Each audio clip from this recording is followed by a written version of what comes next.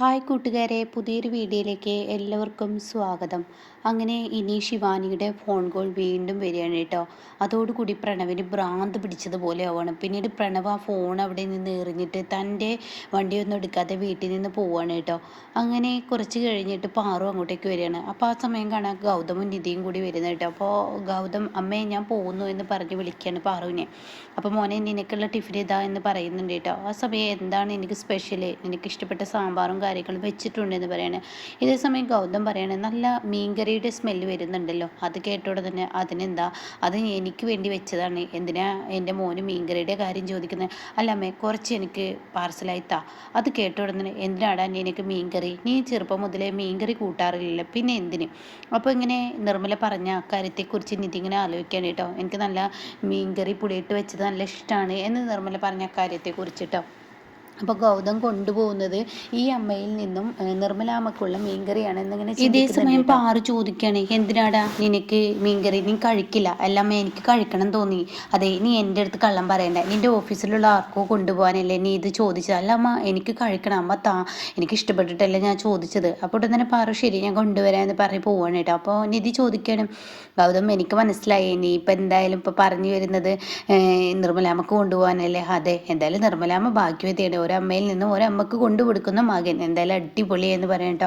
ആ സമയം കാണാം ഈ ഒരു കറി കൊണ്ടുവരുമ്പോൾ പാറു ഈ ഫോട്ടോ ഇങ്ങനെ അവിടെ വെച്ചിട്ടുണ്ടാവും കേട്ടോ. അപ്പോൾ അത് കാണുന്നതിനോട് കൂടിയിട്ട് നിധിക്ക് ഭയങ്കര വിഷമമാണ്. അപ്പം നിധി പറയണേ, ഗൗതം എന്തായാലും ഇത് പോകുമ്പോൾ കൊണ്ടുപോയിക്കോ, എന്നിട്ട് ഇതിന് ഫ്രെയിം ഇട്ട് കൊണ്ടുപോവാ എന്ന് പറയാം കേട്ടോ. ആ സമയം ഗൗതം പറയണേ ശരി ഞാൻ കൊണ്ടുപോവാം.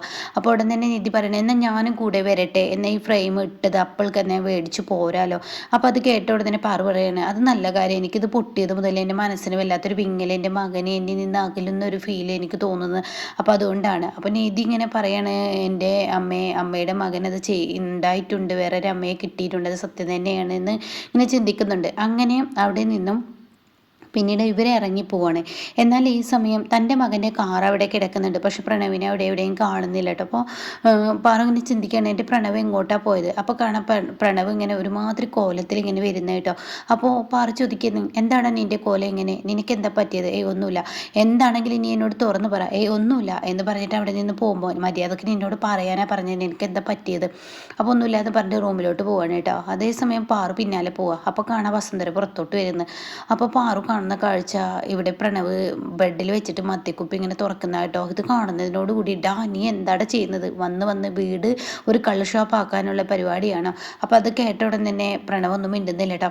അവിടെ നീ എന്തിനു വേണ്ടിയാടാ നീ ഇത് ചെയ്യുന്നത്? എൻ്റെ മകൻ എൻ്റെ മുന്നിൽ വെച്ച്, പെറ്റമ്മയുടെ മുന്നിൽ വെച്ച് കള്ള് കുടിക്കുന്നത് ഞാൻ കാണണോ? അപ്പോൾ അത് കേട്ട ഉടൻ തന്നെ ഇവിടെ പ്രണവ് പറയണേ, ഞാൻ പിന്നെ എന്ത് വേണം? ആ ശിവാനി എന്ന താടക എൻ്റെ ജീവിതത്തിൽ നിന്ന് ഒഴിഞ്ഞു പോകുന്നില്ല, അവളെ ഞാൻ മറന്നു വരുമ്പോഴേക്കും അവൾ വീണ്ടും വീണ്ടും എന്നെ ശല്യം ചെയ്യാണ്. അപ്പോൾ എനിക്ക് എൻ്റെ മനസ്സിൽ ഭ്രാന്ത് പിടിക്കാണ്, എന്തെന്ന് വെച്ച് അവൾക്ക് വേണ്ടി നീ ഇങ്ങനെയൊക്കെയാണ് ചെയ്യുന്നത്, പിന്നെ ഞാൻ എന്താ വേണ്ടത്? അവളെന്ന ആ പിശാച് എൻ്റെ ജീവിതത്തിൽ നിന്ന് പോകാത്തോടത്തോളം കാലം എനിക്കൊരു സ്വസ്ഥതയുണ്ടാവില്ല, എൻ്റെ സമാധാനം അമ്മ എന്താ മനസ്സിലാക്കാത്ത? അപ്പോൾ ഇതൊക്കെ കേട്ട് വസുന്ധര പുറത്ത് നിൽക്കണം കേട്ടോ. അപ്പോൾ ഉടൻ തന്നെ മോനെ നീ ക്ഷമിക്കടാ, അവൾ ഇന്നല്ലെങ്കിൽ നാളെ നിൻ്റെ ജീവിതത്തിൽ നിന്ന് പോകും, അത് വെച്ച് മദ്യം എനിക്കൊരു ആയുധമാക്കി നീ എടുക്കില്ല. അതൊക്കെ പറയുമ്പോൾ ഉടൻ തന്നെ പ്രണവ് പറയണതൊന്നും പറയേണ്ട കാര്യമില്ല, എനിക്ക് മനസ്സമാധാനം കിട്ടാൻ മദ്യം കുടിച്ചേ പറ്റുള്ളൂ എന്ന് പറഞ്ഞാൽ മദ്യം കുടിക്കാരും ഒരൊറ്റ തട്ടണം കേട്ടോ പാറു. അതോടുകൂടി അത് പൊട്ടുകയാണ്. അപ്പോൾ പ്രണവ് പറയണേ, എൻ്റെ ജീവിതത്തിൽ എനിക്ക് മനസ്സമാധാനത്തോട് കൂടി കിടക്കാനായിരുന്നു ഞാൻ ഈ മദ്യക്കുപ്പി മേടിച്ചത്, അത് അമ്മ എന്താ എനിക്ക് കുടിക്കാൻ സമ്മതിച്ചു? മോനെ നീ ഒന്ന് ക്ഷമിക്കട, ഈ അമ്മ തന്നെ നിനക്കൊരു പരിഹാരം ഉണ്ടാവും, അവൻ എൻ്റെ ജീവിതത്തിൽ വരരുത്, അത്രയല്ലേ എനിക്ക് വേണ്ടുള്ളൂ. എന്തായാലും ഇവിടെ ഒരു കള്ള് ഷോപ്പ് ആക്കാൻ ഞാൻ പറ്റത്തില്ല എന്ന് പറഞ്ഞിട്ട് പാറോടെ നിന്നും കരഞ്ഞുകൊണ്ട് പോവാണ് കേട്ടോ. ഇതേ സമയം കിട്ടിയത് ആപ്പച്ചി വസുന്ധര പ്രണവിൻ്റെ അടുത്തോട്ട് കയറണം. എന്നിട്ട് പ്രണവിനോട് പറയണേ, ഞാനൊരു കാര്യം പറയട്ടെ, നീ എന്തായി കാണിക്കുന്നത്? വീട് ഒരു മദ്യശാലയാക്കി മാറ്റാൻ പോവാണ്, പിന്നെ ഞാൻ എന്താ വേണ്ടത്? എൻ്റെ ആൻറ്റി എല്ലാം അറിഞ്ഞിട്ടും അവൾക്കൊപ്പം നിന്ന് എന്നോട് സംസാരിക്കരുത്. അല്ല, ഞാൻ ഒരിക്കലും അവൾക്കൊപ്പം നിൽക്കില്ല, അവൾ ചെയ്തത് തെറ്റ് തന്നെ, പണ്ട് ഞാൻ അവളെ സപ്പോർട്ട് ചെയ്തിരുന്നു, ആൻറ്റിയെല്ലാം എൻ്റെ ജീവിതത്തിലേക്ക് അവളെ കൊണ്ടുവന്ന്, അതൊക്കെ ശരി തന്നെ, ഞാൻ തന്നെ. പക്ഷേ ഇപ്പോൾ അവളെ ഞാൻ സപ്പോർട്ട് ചെയ്യില്ല, ഇപ്പം ഞാൻ അവളെ ഡിവേഴ്സ് ചെയ്യണമെന്നേ പറയത്തുള്ളൂ. കാരണം ഈ ഡിവേഴ്സ് ചെയ്യാൻ എനിക്കൊരു കാരണമുണ്ട്. അത് കേട്ടോടെ തന്നെ എന്ത് കാരണം ഉണ്ടായിട്ട് എന്താ, അവൾ എന്നിൽ നിന്ന് പോകുന്നില്ലല്ലോ, അവൾ ഓരോ ദിവസവും എന്നെ ഓർമ്മപ്പെടുത്തി കൊണ്ടിരിക്കുകയല്ലേ. അപ്പോൾ അത് കേട്ടോടെ തന്നെ അവിടെ പറയാണ്, എന്നാൽ ഞാനൊരു കാര്യം പറയട്ടെ, നിനക്ക് അവളെ ഡിവോഴ്സ് ചെയ്യണം, നിനക്ക് അവളെ വെറുപ്പാണ്, നിൻ്റെ ജീവിതത്തിൽ നിന്ന് അവൾ പോകണം, അത്രേ എനിക്ക് വേണ്ടുള്ളൂ. ഓ എനിക്കത് തന്നെ വേണ്ട. എന്നാൽ നീ ഒരു കാര്യം ചെയ്യും, ഞാൻ പറയുന്നത് പോലെ നീ കേൾക്കോ. ഓ ഞാൻ കേട്ടോളാം.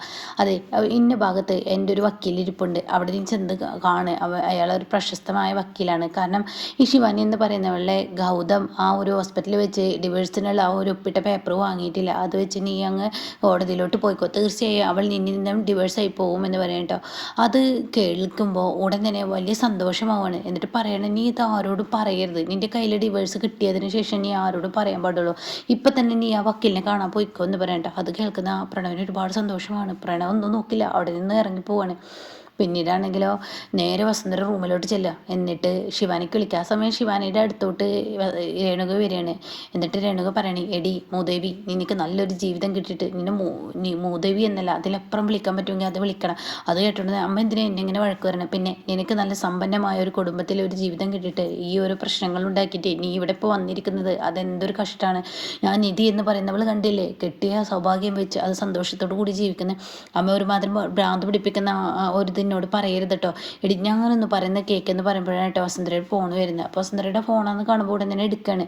അപ്പോൾ ശിവാനി, നീ എന്താണ് വിചാരിച്ചിരിക്കുന്നത്? നീ പ്രണവിൻ്റെ ജീവിതത്തിലോട്ട് വരാനുള്ളൊരു മാർഗം അന്ന് ഈ നിധിയെ പോലീസ് സ്റ്റേഷനിൽ അടക്കുക എന്നായിരുന്നു. പക്ഷെ അത് നീ കളഞ്ഞു പിടിച്ച് നീ എന്ത് ചെയ്തു? അവളെ രക്ഷപ്പെടുത്തി. ഇപ്പം അവളും അവനും കൂടി സുഖമായി ജീവിക്കുന്നത്, നീയോ നിൻ്റെ വീട്ടിൽ. അപ്പം നിനക്ക് കിട്ടുന്ന അവസരം നീ അവളുടെ മുന്നിൽ സ്റ്റാറാവാൻ നോക്കിയിട്ട് ഇപ്പം നിനക്ക് ഈ വീട്ടിലോട്ട് കയറി വരാൻ പറ്റുമോ? അപ്പോൾ അത് കേട്ടോടനെ, ആൻറ്റി ഞാനിങ്ങനെയൊന്നും പ്രതീക്ഷിച്ചില്ല, പിന്നെ ഞാൻ എന്ത് ചെയ്യാനാണ്? അതങ്ങനെയൊക്കെ ആയിത്തീരുന്ന ഒരിക്കലും പ്രതീക്ഷിച്ചില്ല. പ്രണവ് എന്നെ വെറുക്കുകയാണെന്ന് വെച്ചാൽ പിന്നെ ഞാൻ എന്താ ചെയ്യുക? എനിക്ക് വരാൻ പറ്റുക? ഇതും പറഞ്ഞ് നീ അവിടെ ഇരുന്നോ? ഇത് പറഞ്ഞ് നീ അവിടെ ഇരിക്കുകയാണെങ്കിൽ പ്രണവിനെ കൊണ്ട് ഞാൻ തന്നെ ഡിവോഴ്സ് ചെയ്യിപ്പിക്കാനുള്ള പരിപാടിയൊക്കെ ഞാൻ നോക്കുക. എന്താ എൻ്റെ ഇങ്ങനെയൊക്കെ സംസാരിക്കുന്നത്? അതെ, നീ ഇനി പ്രണവിൻ്റെ ജീവിതത്തിൽ വേണ്ടെന്ന് തീരുമാനം ഞാൻ തന്നെ എടുക്കാൻ പോവാം. ഞാൻ മുന്നിട്ട് ഇറങ്ങിയാൽ തീർച്ചയായും നീ പ്രണവിൻ്റെ ജീവിതത്തിൽ നിന്ന് പോകുമെന്ന് പറയട്ടോ. അപ്പം ആൻറ്റി എന്താ ഇങ്ങനെയൊക്കെ സംസാരിക്കുന്നത്? പിന്നെ ഞാൻ എങ്ങനെ വേണം? ഞാൻ എന്നെ ഈ വീട്ടിലോട്ട് കൊണ്ടുവന്നത് ഈ പറയുന്ന നിധിയെ പുറത്താക്കാനാണ്. എന്നാൽ നിധിയല്ല പുറത്തായത്, നീയാണ് പുറത്തായത്. അതുകൊണ്ട് തന്നെ നിനക്കൊന്നിനും കഴിയില്ല എന്ന് എനിക്ക് മനസ്സിലായി എന്നൊക്കെ പറയുമ്പോൾ, എന്താ ആൻറ്റി ഞാൻ എന്ത് ചെയ്യാനാണ്? ഞാൻ എന്തെല്ലാം ഐഡിയകൾ പ്രയോഗിച്ച് അതൊന്നും വില പോകുന്നില്ലല്ലോ. എന്നാൽ ഞാനൊരു ഐഡിയ പറയാം, അതനുസരിച്ച് നീ ചെയ്യുമെന്ന് പറയട്ടോ. ശരിയെന്നും പറയണേ. അങ്ങനെ ഈ സമയം പിന്നീട് പ്രണവിനെയാണ് കാണിക്കുന്നത്. പ്രണവ് ഈ കോടതി, അതായത് വക്കീലിൻ്റെ അടുത്ത് എത്തിയിരിക്കുകയാണ്. അപ്പോൾ വക്കീലിനോട് പ്രണവ് പറയണേ, എനിക്ക് എൻ്റെ ഭാര്യ എന്ന് പറയുന്നവൾ എന്നെ പറ്റിച്ച് വഞ്ചിച്ച് ജീവിച്ചവളാണ്, അവളുമായി എനിക്ക് ഒത്തുപോകാൻ പറ്റില്ല, അവളെ എനിക്ക് ഡിവേഴ്സിനുള്ള ഒരു പേപ്പർ ഒപ്പിട്ടുണ്ട്, ഇത് വെച്ച് കോടതിയിലോട്ട് പോയാൽ തീർച്ചയായും എനിക്ക് ഡിവേഴ്സ് കിട്ടുമോ എന്ന് ചോദിക്കുമ്പോൾ വക്കീൽ പറയുന്നത് തീർച്ചയായും എനിക്ക് കിട്ടുമെന്ന് പറയണം കേട്ടോ. അപ്പോഴാണ് അങ്ങോട്ടേക്ക് ശിവാനി കയറി വരുന്നത്. എൻ്റെ വക്കീലെ, നിങ്ങളൊരിക്കലും അതിന് അനുമതി നൽകരുത്, എനിക്ക് ഇയാളെ ഡിവേഴ്സ് ചെയ്യാൻ ഒരിക്കലും ഞാൻ തയ്യാറല്ല. അപ്പോൾ പ്രണവ് പറയണേ, നീ എന്തിനാടി എൻ്റെ അടുത്ത് വീണ്ടും വന്നിരിക്കുന്നത്? മര്യാദക്ക് ഇറങ്ങിപ്പോടി എന്ന് പറയുമ്പോൾ, എനിക്ക് ഇറങ്ങിപ്പോകാൻ പറ്റില്ല, എൻ്റെ ഭർത്താവിനോട് ഞാൻ തെറ്റ് ചെയ്തെന്നുള്ളത് തെറ്റ് തന്നെ, അതിന് ഞാൻ എത്ര വേണമെങ്കിലും കാല് പിടിച്ച് മാപ്പ് പറയാം, അതുകൊണ്ട് ദയവ് ചെയ്ത് എന്നെ സ്വീകരിക്കുക പ്രണവ് എന്ന് പറയണേ. അപ്പോൾ ഇത് കേട്ട പ്രണവ് പറയണേ, ഇല്ല മര്യാദക്ക് പോയെന്ന് പറഞ്ഞിട്ട് ശിവാനിയോ എന്താ നോക്കുക. അപ്പോൾ വക്കീൽ പറയാം, എന്താ നിങ്ങൾ കയ്യാങ്കളിയൊക്കെ ഇവിടെ വന്ന് കാണിക്കുന്നത്? ഞാൻ ആരാണെന്നറിയോ? അപ്പോൾ പ്രണവ് പറയണേ, എനിക്ക് ഇവളാണ് എൻ്റെ ഭാര്യയായിരുന്നു നിന്നിരുന്നവൾ, ഇവളെ എനിക്ക് വേണ്ടാത്തത്, അപ്പോൾ അതുകൊണ്ട് വേണ്ട. അപ്പോൾ ആ ഒരു നോട്ടീസ് വെച്ചിട്ട് ഡിവേഴ്സിന് പോകുമെന്ന് പറയട്ടോ. അപ്പോൾ ഇത് കേട്ടോടെ തന്നെ വക്കീൽ പറയണേ, നിൽക്ക് നിങ്ങളുടെ തല്ല് നിൽക്ക്, ഞാനൊരു കാര്യം പറയട്ടെ, എന്തായാലും നിങ്ങൾക്ക് കോടതി ചെറുപ്പമായതുകൊണ്ട് ഒരു 6 മാസത്തെ കാലാവധി തരും. എന്ത് ഡിവേഴ്സിന് പോയാലും അതിനുള്ളിൽ നിങ്ങളുടെ പ്രശ്നം നിങ്ങൾ പരിഹരിക്കുമോ, തീർക്കാൻ പറ്റുമെങ്കിൽ തീർക്കും, ഒരു വീട്ടിൽ തന്നെ ആയിരിക്കും നിങ്ങൾ താമസിക്കുക, അപ്പോൾ അങ്ങനെ ഒരു ഇതായിരിക്കും തരിക. അപ്പോൾ ഞാനത് പറയുന്നു, ഒരു 6 മാസം തൽക്കാലം നീയും ഈ പറയുന്ന പ്രണവ് ഒരുമിച്ച് ജീവിക്കുമെന്ന് പറയട്ടോ. ഇത് കേൾക്കുന്ന പ്രണവ് ഉൾക്കൊള്ളാൻ കഴിയില്ല എന്ന് പറയണേ. അപ്പോൾ ഉടൻ തന്നെ ശിവാനി പറയുന്നത്, ശരി, ഞാൻ എങ്കിലാണ് ഒപ്പിട്ട് തരുള്ളൂ, ഞാൻ എങ്കിലാണ് കോടതിയിലോട്ട് പോവുള്ളൂ, അതുകൊണ്ട് ഞാൻ ഇവനുമായി ഒന്നിച്ച് ജീവിച്ചോളാം എന്ന് പറയട്ടോ.